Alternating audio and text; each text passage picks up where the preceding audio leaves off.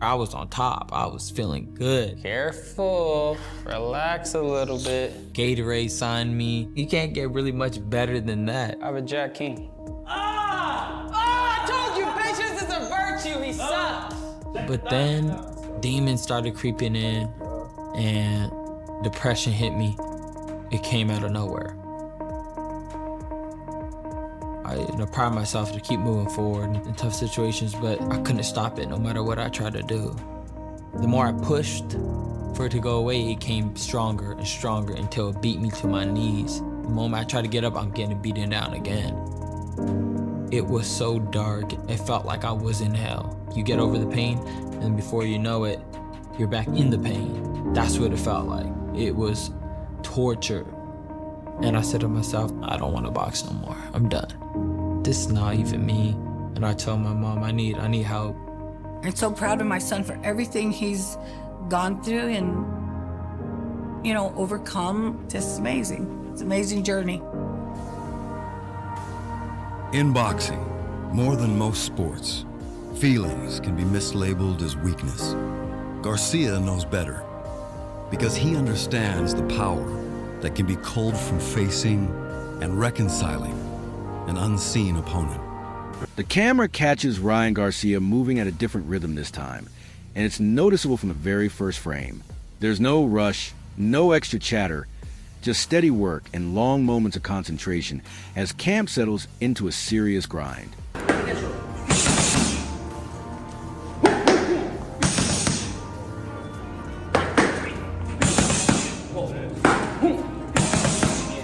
The speed is still there, obviously, but now it's paired with patience. Ryan is focused on positioning, staying balanced after every punch, and not giving anything back for free. Go, baby, drive, get, baby, good work. Woo. I'm 215 pounds, you pulling me like, Once he gets in that mode, it's over. Look good. I got numerous NFL guys, MLB guys, and he has a mindset far and beyond all of them kids, which is crazy. Go! He's gonna be as fast as he can be, as strong as he can be. We're gonna get the knockout. Go. 10 more. 10 more. 10 more. Ready, go. There you go. Even when I'm tired, 10 more. 10 more. Until I've done 1,000,000. You messed with the wrong Instagram fighter. And after I beat him, 10 more. That's my mentality right now. Against Mario Barrios, that matters. Barrios is tall, durable, and comfortable when fights stretch into uncomfortable minutes. Ryan understands this camp isn't about moments. It's about control. You can see it in sparring, where he's stacking combinations instead of hunting for one big shot.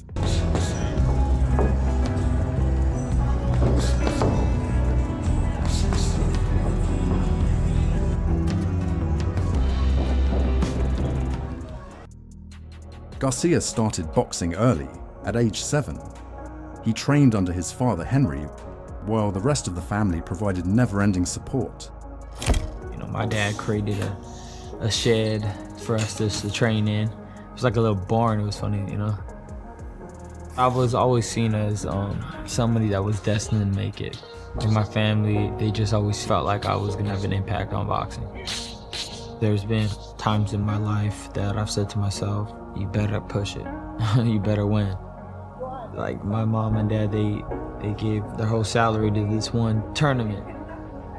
We drove all the way over there. It was cross country. And I said to myself, if I lose in this tournament and I gotta do this long ride back home, this is gonna be torture. So I swear on my life, nobody was beating me. And I actually fought a southpaw. Guess what I did to him? Punished him. And came back with the national title. So that was good. You also see in the drills where defense comes immediately after offense, not as an afterthought. There's a quiet edge to how he moves, like someone who understands what's at stake and doesn't need to advertise it. It's over now. It's over now. That energy! He's getting destroyed. He's getting destroyed. I don't care about the story no more. It's coming to an end. It's done. It's finished. Put in stake in it. Done. No more story. You had a good run like I told him. was a nice little cute story. It's over with now. It's over. I got a longer story. That's the difference. His chapter's done. He had a fun little one, a little cute one. He did good for his city, but it's over now. This preparation feels deliberate, almost restrained. It's like Ryan is trying to prove something to himself before proving anything to the world. Less flash, more readiness. And that shift might be the most dangerous part of this version of him. Everybody always wants to cut 5 to 10 pounds the last week of the fight, but during that week, you lose your strength. We ain't losing no strength. We doing this the right way. He's eating right. He has nutrition on point. We're doing the strength and conditioning on point. We're way ahead of schedule. We're ready to fight right now if we needed to, and we still got 3 weeks left. That's the crazy part. We're keeping it focused, we're keeping it strong, we're keeping it powerful, we're keeping it explosive. Man, we just excited for this fight. While Ryan sharpens speed and control, Mario Barrios is preparing like a man who's already lived through the storm and knows exactly what it feels like. The work isn't flashy, but it's heavy. Long rounds, steady pressure, and a focus on fundamentals that don't fade when the fight gets uncomfortable. By doing this, why didn't I stay in school? Days and workouts like that, they push you to a mental where you really have to question, like, why am I doing this? For me, I have a couple of reasons. For myself, I've been in boxing since I was 6. I have love for this game. Some fighters, Pacquiao, for example, I think that's what it is. You just have love for the sport. You can't get enough of it. This shit sucks. Have a love-hate relationship with this guy. But everything just it comes together like a puzzle on fight night. Barrios is drilling behind the jab, closing distance, patiently touching the body, then coming back upstairs. These are the kinds of habits that don't trend online, but win late rounds. You can feel the experience in how he moves, calm feet, composed eyes, no wasted motion. This camp is built around durability and discipline, knowing Ryan's speed can't be chased. It has to be managed. When all is said and done, more is said than done, and today a hell of a lot is getting done. Let's get it. Yep. Good work. I say it often, but I have confidence in my preparation. I'm making sure I'm on top of everything. Even as the bigger fighter, Barrios remains acutely aware of his opponent's near-perfect knockout rate. Barrios isn't trying to outsparkle anyone. He's trying to stay present every second and punish mistakes when they appear. The confidence feels quiet but firm, like someone who trusts his preparation more than predictions. He's been in with elite names, felt real power and real pressure, and that history shows in how seriously he's taking this moment. This isn't about surprises. It's about readiness when the fight starts asking hard questions. Prepare not only to deliver blows, but to withstand. It's a neck exercise right here, so this is just, gotta have a strong neck to take shots, and we've been putting more emphasis on that this camp than I think he's ever done his whole career, so. All right, let's get it. Shoulders back, good, great back, and good. This is a tough opponent, and he needs to take things to another level. Mario has to be in great shape, and he has to be able to move around the ring the whole fight, and use his advantages. And just when it seems like the focus is locked on Mario Barrios grinding quietly and doing everything by the book, Wade Plemons zooms out and asks the uncomfortable question everyone keeps avoiding. Is Ryan Garcia truly respecting the danger in front of him, or is he treating this like another content chapter instead of a title moment? That's what I like about Wade's angle. He isn't screaming hot takes. He's pointing out patterns. He sees the backpack, the double mics, the streaming, the theatrics, and he's basically saying, we've seen this movie before. But I don't like see the idea of like, oh, Joe's a traitor for training Mario Barrios after training Ryan Garcia. He's trying to make a living as well. He's got to continue training fighters. If someone like Barrios comes to him, I know every coach has a different rule about this, but if you don't have ties to the fighter that you used to have ties to, I don't see a problem with training another fighter, as long as you're doing it ethically and you're not like poaching and like getting insiders in camps and stuff like that. Joe got to make a living too. When Ryan is chaotic but sharp, like before Haney, he's lethal. When he's quiet but flat, like before Raleigh, he looks hesitant. So Wade isn't hating, he's diagnosing. And when he calls Barrios the most available champion, that's not disrespect. That's context. Availability doesn't mean vulnerability, it means opportunity. And those are the fights that ruin careers when you treat them casually. I also like how Wade leans into the Joe Goosen wrinkle, because that's where this stops being a simple speed debate and turns into a chess match with receipts. When I first found out that Joe was gonna go ahead and train Mario Barrios, I was taken back. I'm not gonna lie, I was thinking, well, what the heck's going on here? Why would a coach that trained my son all of a sudden turn around and train somebody else to go against my son? He's done this in the past, but I also remember that he told me specifically that when Ryan is 100%, no one can beat him. And I'm gonna tell you this right now, Ryan is 100%. When Wade jokes about Ryan needing manufactured motivation like a Jordanera grudge, it sounds funny, but it's real. Some fighters need chaos to flip the switch. The scary part is Barrios doesn't. Mario Barrios is calm, experienced, and comfortable letting the other guy burn energy. Meanwhile, Ryan Garcia is the A-side walking into an A-side trap. 8-ounce gloves, ego sparks, press conference antics, all makes noise. But Wade keeps circling back to the same thing. This is a can't-miss moment for Ryan. Not because of hype, but because boxing stopped forgiving you once excuses stack up. Fireworks are promised, but discipline decides who walks out with a belt. Whereas Barrios is a big dude compared. I think Barrios is probably bigger than Ryan. So massive, massive opportunity. No one obviously ever wants to lose a fight, but I feel like this is a can't lose for Ryan Garcia. You cannot lose this one. I'm sorry, Mario, I forgot you. Oh no, here you go, Mario. Right. There you go. 8 ounce or 10 ounce. He picked 8. So we're not even gonna give it to him. Actually, you know what? You already made your decision. All right. What is wrong with Ryan, dude? Right after Wade finishes poking at the chaos around Ryan, like someone tapping glass to see what cracks first, the conversation quietly shifts gears. Mario Barrios and Joe Goosen sit down sounding like two people who accepted the storm and built a roof before it arrived. What stands out immediately is how Barrios talks about timing. Not fear, not hype, just timing. He says this fight happening now makes sense in the natural order of things.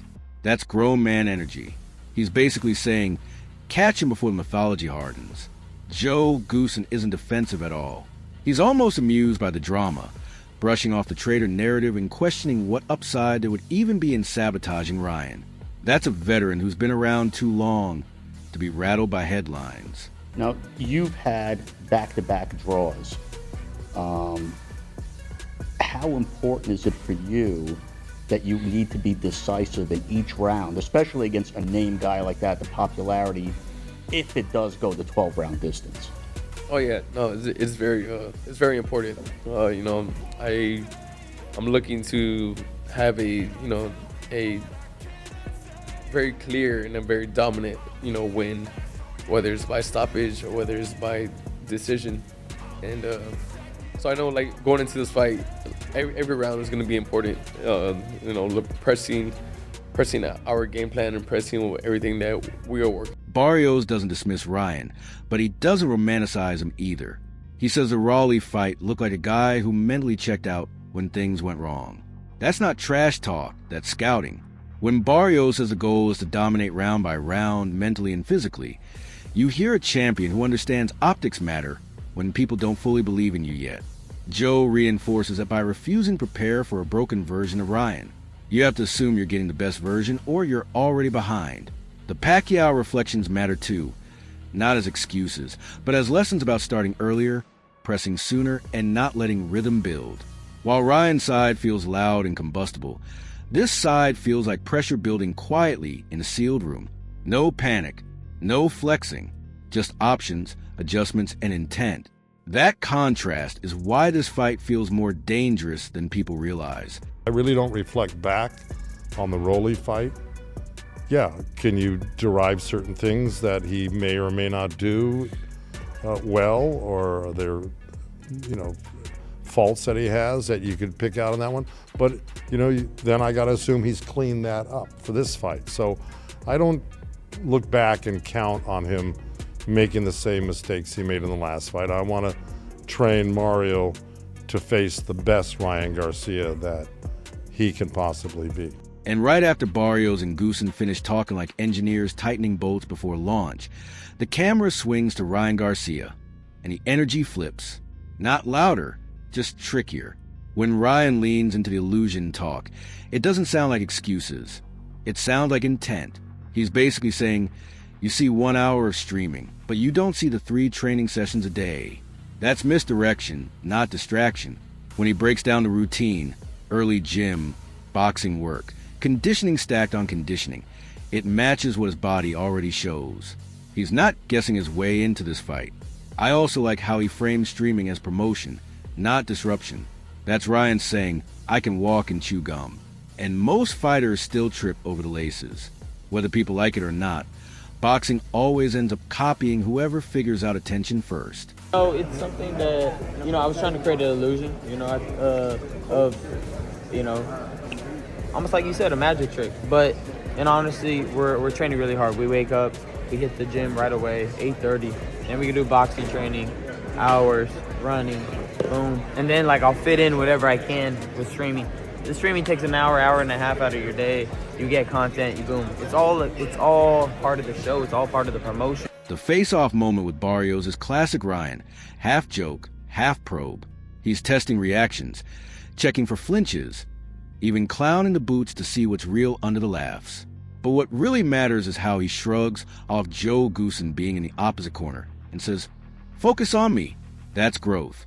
Old Ryan would have turned that into a saga. This Ryan sounds centered, almost boring in the best way.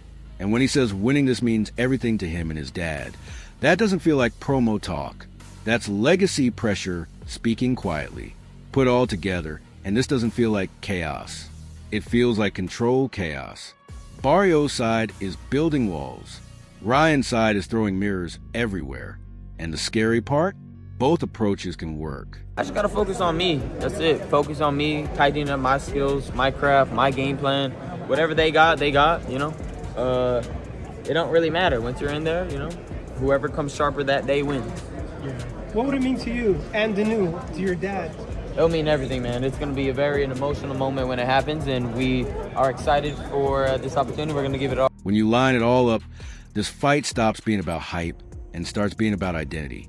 Ryan Garcia is moving like a fighter trying to master himself before mastering the moment, juggling misdirection, discipline, and pressure without letting one swallow the other. Mario Barrios, on the other hand, is standing firm in who he already is, trusting rounds, habits, and experience to expose impatience when it appears. One side is mirrors and timing. The other is structure and endurance. That's why this matchup feels so volatile. Neither approach is wrong, but only one survives 12 rounds when the noise fades and the fight starts asking real questions. This isn't just speed versus size or star power versus grit. It's control versus attrition, belief versus proof. So now it's on you. Whose style breaks first when adjustments have to be made on the fly? Drop your thoughts in the comments. Let's really debate it. And don't forget to share, and subscribe to Punch Power. See you in the next one. Oncoming Fistfire.